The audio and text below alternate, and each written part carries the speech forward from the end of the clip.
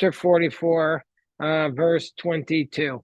So the pasuk says, "Vaynomer Adoni u'yichal anar la'azovas aviv." He said the boy will not be able to abandon his father. La'azavas aviv, if he abandons his father, v'meis. Now, Rabbi Mark Gittler spoke about this, that it's not clear from the text who will die. Will the boy die or will the father die? The text is ambiguous here. Let's see how Rashi derives it. Rashi says, "Yazavas aviv, if he'll abandon his father, he will die. Yazovas aviv, doagim anu shema yamus baderach." We're worried that the son will die. If he would leave his father, we're worried that he will die on the journey. Sharei imo baderach mesa, because his mother died on the journey. So according to this approach, we're worried that the boy will die, that Benjamin will die on the road, not that Jacob will die. Oh, we're studying today in memory of my Omad on her yard site, Leah Bas Elimelech B'Mindel. So the next pasuk says, "Vatomo avadecha," and you said to your servants, if your younger brother will not go down with you, you'll no longer be able to see my face. So Vayihi, we're chapter 44, verse 24. Vayihi ki alinu avdecha v'yivanegelo es divrei Adoni. And we went up to your servant, my father, and we told him the words of my master. Vayomer Avinu, shuvu shivranu mod. Ochal, go down, bring us some food. Vaynomer v'nochal oredes t'miyei shachinu hakatani tanu. So Joseph is going through the story. Judah is going through the story. And Yaakov and Judah says, "Your servant, my father, said to us, you know that my wife gave birth to two children, and one of them left me, and it was told." Va'omar, and I said, Ach tarof toraf, and I said he was surely torn apart, and I did not see him until now. And you want to take this one from me, v'karo ason. And if an accident should happen to him, and I will go down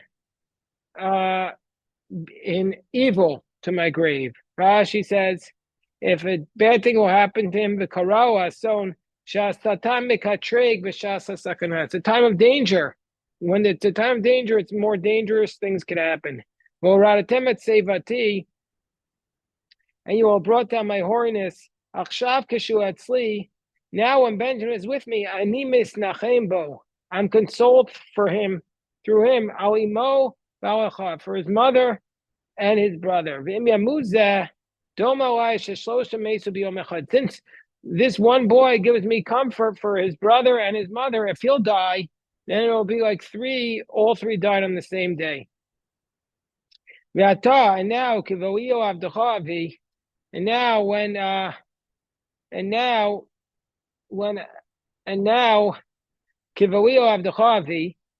if I come to your servant, my father, and the boy is not with him, V'nafsho kshura b'nafsho. His soul is bound up with his soul. Vayakiroto k'ina nar v'meis. And when he sees that there is the youth is no longer there, v'meis. And he will die or he is dead. Again, it's ambiguous. We'll see what Rashi says in a second. V'ruidu avadecha tsevat avdecha avinu bi'agon she'ola. And your servants will have brought down your father's at Sevat Avdecha Avinu Biagon Shelo. They'll bring him down in sorrow to his grave. Look at the Rashi. Aviv Mitzarato. His father will die from his grief. Not that the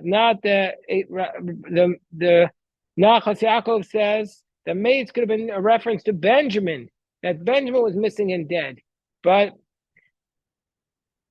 Rashi doesn't read it like that. Rashi reads it that the father will die. Ki avdecha pasuk lamabet. Ki avdecha aravas anar.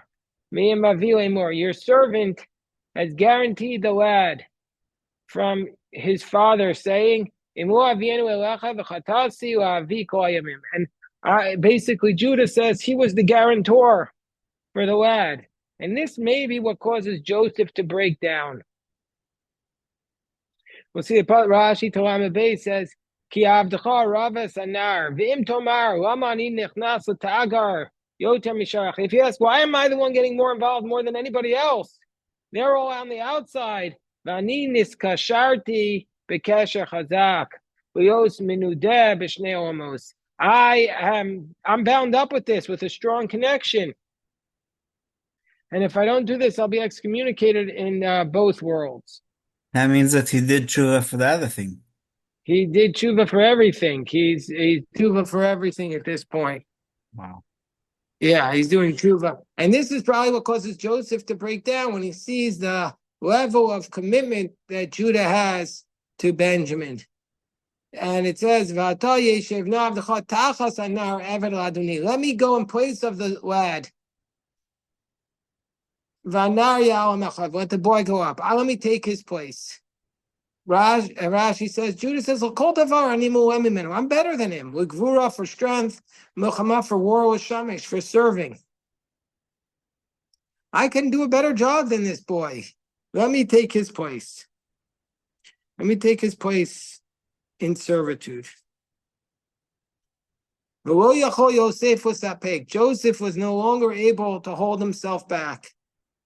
For all those who are in his presence, Vayikra, Hotziu Ko Ishmei Elai, Muhammad Ishito Bisvada Yosef Alachav. And so he said, Joseph was unable to hold back, and he said, kick out all the Joseph was unable to hold himself back to all those who were standing over him. And he said, get rid of all the men from upon me. And there was no man who was standing with him when he became known to when Joseph made himself known to his brothers. Says the Rashi, he couldn't bear that the Egyptians who were there would hear all this, and that his brothers are shamed when he makes himself known to them. He didn't want to embarrass his brothers. And he lifted up his voice and cried. He lifted up his voice and cried, and Egypt heard, and the house of Pharaoh heard. What does it mean, the house of Pharaoh heard? Rashi says, Beiso shall Paro, the house of Paro. That is to say, his servants, his household. Ve'inza lashon bayit mamash doesn't mean actual house, but it means like the house of Israel. Verse 3. Vayomer Yosef el Achav. Joseph says to his brothers, Ani Yosef, I am Joseph. Ha'od avichai, is my father still alive? V'lo yachu echav v'anosoto, and the brothers couldn't answer him. Ki nivalu mipanav, because they were embarrassed. Rashi says. The classic question here is, how come Joseph say, is my father still alive, when the whole speech of Judah was about how his father would die? So that's the classic question. What is Joseph asking here? The whole speech of Judah is that my father will die at this point if Benjamin doesn't come back. So why is he saying, is my father still alive? Maybe he's just pointing out that that was the purpose of this whole exercise. You were going to kill your father by telling him that I'm dead. You didn't care about your father, really. Right, so that's what some read it as. Some read it as like a rebuke of them. Now you're worried about my father still being alive. I'm Joseph, and you sold me. Is my father? Did my father survive after all that? That's how some read it. That like that. Others read it as he's saying, like, don't worry. I was sold, and my father still, and my father will live. He'll survive this. Hello, Mordechai and Aviva. Shkoyach to you.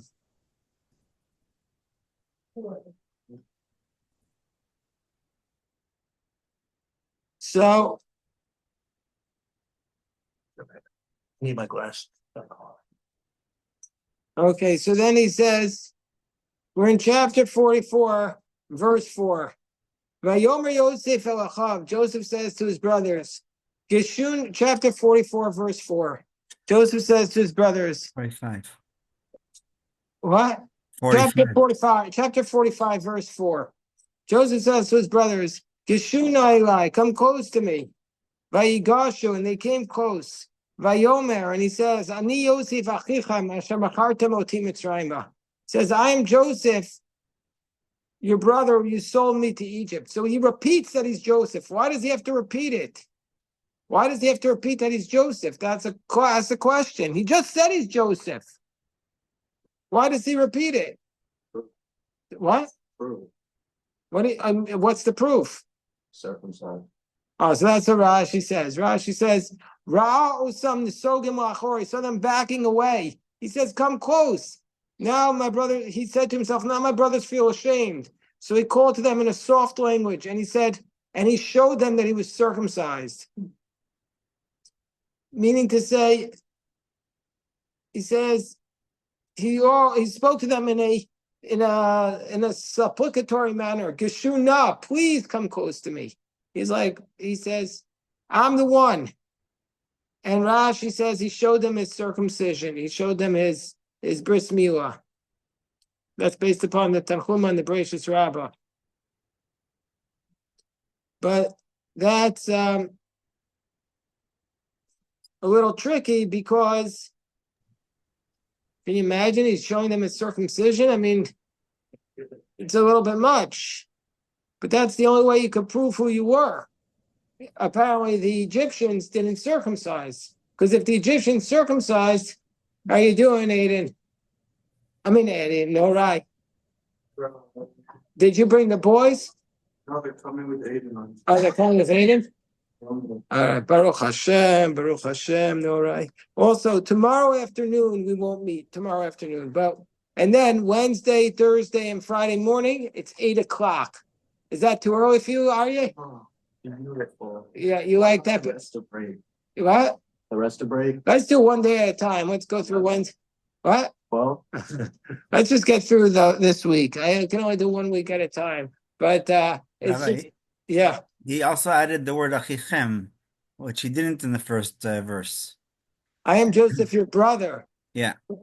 He says, I'm just, yeah. Because the Midrash Rabbah also says that Yosef forced the Egyptians to circumcise for the grain, but that doesn't mean that. Well, if it was fresh, meaning an adult that did it, it wouldn't look the same as his. Interesting. They only circumcised in the last 2 years of the famine, right? I mean, that's the midrash, but Yeah, I'm saying the same midrash that says about the Bris Milah is the one that told us that he made them circumcise for the food. So, right? No, I think it comes up that they haven't done it yet. Is that happened yet?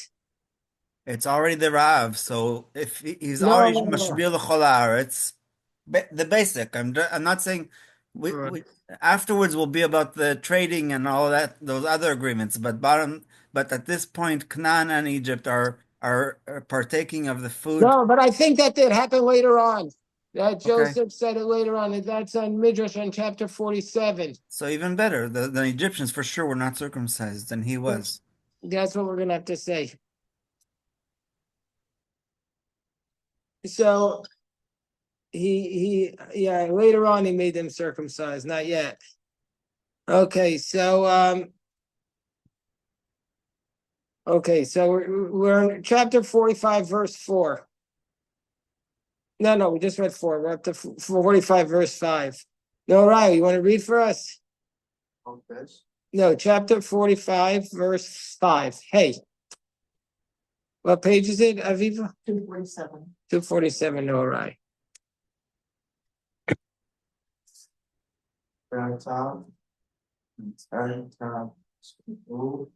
Reality here. And we have our time for two now. Give my items. I don't, I don't, it's my. Right, very good. So he says, don't be upset. Don't want to be upset. Don't be sad. Don't be upset. Now you saw me here. God sent me before you to save you, basically. Aryeh, please read the next pasuk vav. He's Shenasi Shenatayim.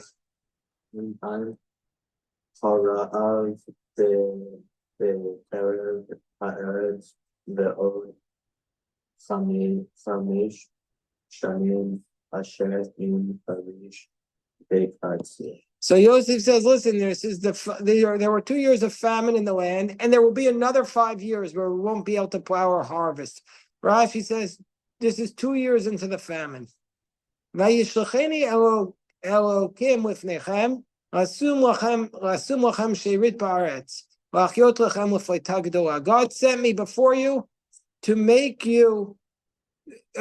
sure that you would survive in the land and to keep you alive as a remnant. Pasuk Chet. You're not the ones who sent me here. Ki Elokim, God did it. God made me an av to Pharaoh. What's an av? Right, av here means a counselor. Usually it's a father, but here Rashi says it means l'chaveru patron, as a patron, as a counselor, a lawyer. Basically, he was his counsel. What? Colleague and a patron. Chaver or patron. That's Joseph's language. That's what happens when you believe your own press release. Paro didn't view him that way. Paro didn't view him as his colleague.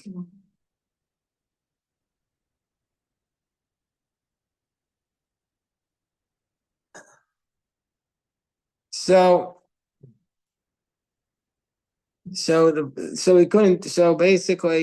Pasuk tells us, he says, now, come on in, grab a chumash, and come on and sit down at the table. Eyal? I can't see, my eyesight's very bad. Yeah. I got it right, okay, here, right here, Eyal. Okay, so we're chapter 45, verse 8. V'atem lo atem shalachtem osiyena. You're not the ones who sent me here. Ki Elokim, God did it. Vayisimeni la'av l'paro. God made me the father to Pharaoh, or the counselor, and the master of his whole household, and the ruler over all of Egypt. Yeah, but that's what Yosef says. I don't know if it's accurate. Verse 9. Vahu, he says, go up to my father.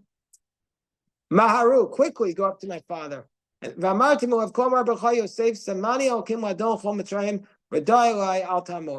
now Yosef says, quickly go up to my father and say to him, thus says your son Joseph, God made me a master over all of Egypt. Come down to me. Do not delay.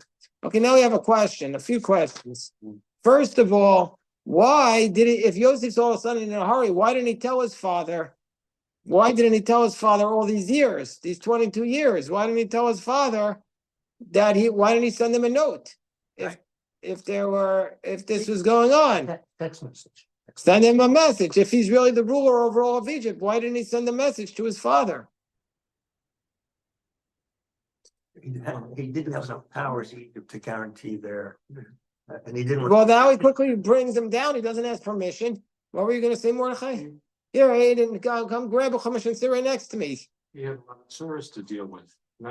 He was too busy for his own father. I mean, for his own father. Give me a break. I mean, it's his dad. Would you do that to your father? I mean, why? What? So I understand. Mordechai wants to give a charitable reading of Joseph.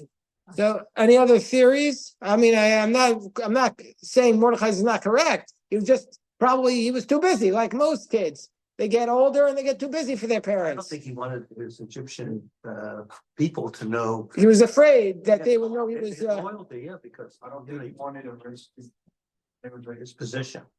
What'd you say, no, I Ray? think you would want to risk it, and then like accidentally they find out like who he really is. That he was a slave. Position. Yeah, if word got out that his own brother sold him, he would lose his status. You remember, like Madeleine Albright, she denied she was Jewish. She said, "I never knew." And remember, there was a senator from Virginia, also his mother was Jewish. What's that guy's name? You know, his father was a football coach. Yeah. What's his name? George Allen.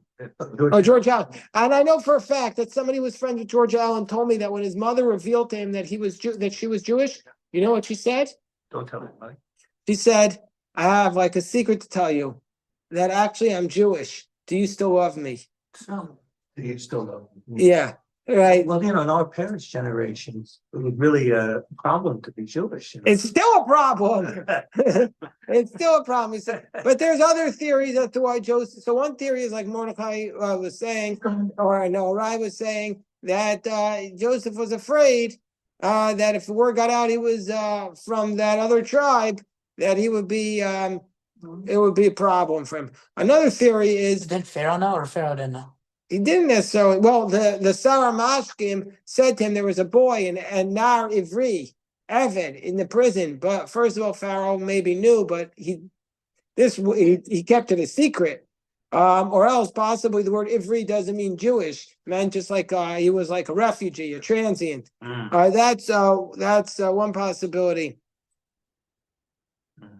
Second possibility is what the classic commentaries say, that Joseph was manipulating the situation because he felt that the dreams had to come true, and it was a prophecy that the dreams had to come true. That's a second theory. A third theory is that Joseph maybe actually never actually knew that his father wasn't involved with this. This is the only time in this speech that he heard for the first time that his father thinks that Joseph is dead. He was maybe so upset. How did he know? What?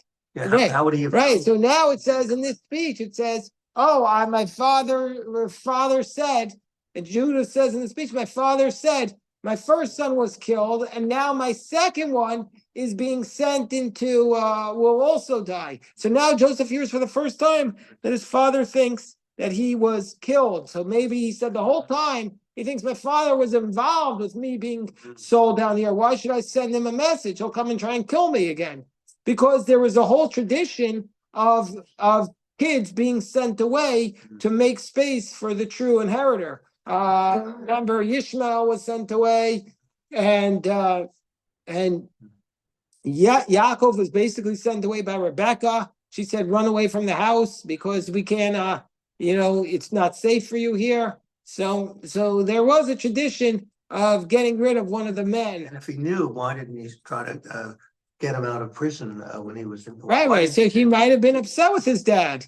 Exactly. But why didn't Jacob send somebody, a scout, to Egypt to find out what happened to his Well, son? that's what I said. Like, yeah, If he was part of the- people in their own mind could come up with all sorts of truths that don't reflect the real truth. Everybody can come up with their own reality, which is not really reality. Interesting. And because how would the father know that he was in prison where communications were? The father thought he was dead. Yeah, or maybe he wasn't sure, but he didn't hear from him after a year or two. So he gave up on him, on the theory that if he was alive, 20 years is a long time. Why? He had no idea the first, 2 years, right? He was in prison. How long was he in prison? First he was thrown in the pit, then he was sold into servitude. But how long did that last before he would have been in a position to? We don't know. It didn't say. It didn't tell us. Okay. So he 2 years in prison, but that was at the end. That was at the end. Joseph was Right. This So he was is in prison for a long time, I guess. no. He was working in Potiphar's house. Okay, fair enough. Okay, so now he says, "Now hurry up and go to my father." Must have been that something he heard in this speech that meant hurry up to go to my father. Through chapter 45, verse 10. Here, Aiden, you could read the pasuk. Okay.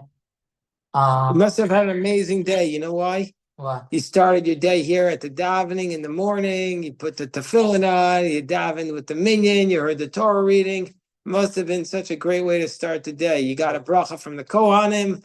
And what a beautiful way to start the day. Is it V'yashavta Vayishavta be'eretz Goshen. Goshen vayita karov alai eta uvanecha uvnei benecha v'tzanecha uvekarecha v'kol asher lacha. Well, but very good. V'yashavta, you shall dwell in the land of Goshen, and you'll be close to me.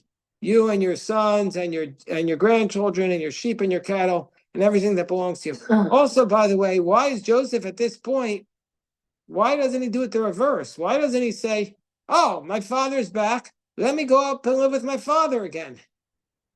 Well, he's number 2 in Egypt. Yeah, he's like, I got the best job in the world. Why am I going to go back to be a shepherd? I'm the man. I'm not going back up. And he also looks. But why does he assume that his father wants to come down and live with him? Well, because the famine is still there. In the second year of the famine, another 5 years to go. So he has to come down. I don't know. I wouldn't appreciate my son telling me, speaking to me like this. Quickly come down and live here, move here. I mean, you got a message from your kids. Your father lives here. Yeah, but that's not the way I asked him to move here. That wasn't the way. It's a different conversation, but believe me, people aren't rushing to live next to their children. It's not always the case. It's not always the case that everybody thinks that's such a good solution, right? Yeah, it's not a good solution. I mean, for some it may be, but not always. So, The kids have to initiate it. yeah. Okay, so all right, let us anyway, something to discuss. But let's stop here. But I just want to remind everybody that tomorrow night.